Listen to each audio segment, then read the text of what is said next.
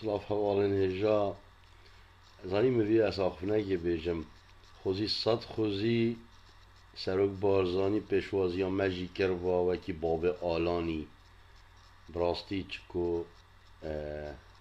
از دخو بیجم دخو که من نمونه بحثی خبری هنده آخفنامه بگهن یعنی ببته بگهن از برای شهیدی ما او شهیدی او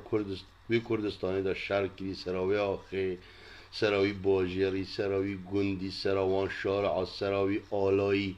زانی خوزی صد خوزی سروک بارزانی و نیچیروان بارزانی پیشوازی ها مجی کر با هم برای شهیدا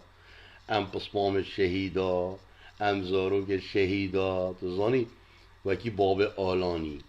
به جایت آخف نام بگهید دیتی گهیدن یا دویجی یعنی منه بیتن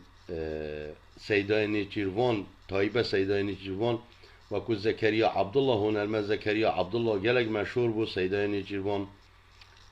و جابای فریگیری و گلک شقه و گلک چیزی ناویوی چه کرن و مشهور کرد هوی دارین یعنی سحکنه فندقه که سحکنه مشروعه که ناو باب آلانی چه کن براستی یعنی من اوید شهیدت کردستانی از باورم یعنی شهیدت کردستان گلکن ها گلک و گلک بوی کردستانی من اوید هنگ دنه باب آلانی هیوی داریم بجایت آخف نام گهید تی گهید تی نگهی جی همه بلا گویا خوب داته وجا مگرک جا سروکت خوی دایی تی بابو من جیروانت خوی دادی بجنه که تی که مازند خوی دادی تا خوده مازند کری باور بکه گلک باشه تو زانی گلک باشه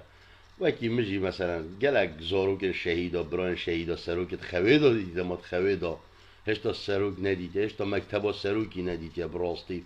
از چاوتا ماجد کم سروک هم هیوی دارین یعنی نظانم یعنی خلک مشهور بیتن شنیکا پیشوازی آوان کن که اروپا پیشوازی آوان کری و امریکا و باورم زاروک شهید و شهید گلش اروپا و امریکا ماسترن دوباره ده بیجم از هیوی دارم تا آخف نامه بگهن من چه گوت فیض و صلاح بانگو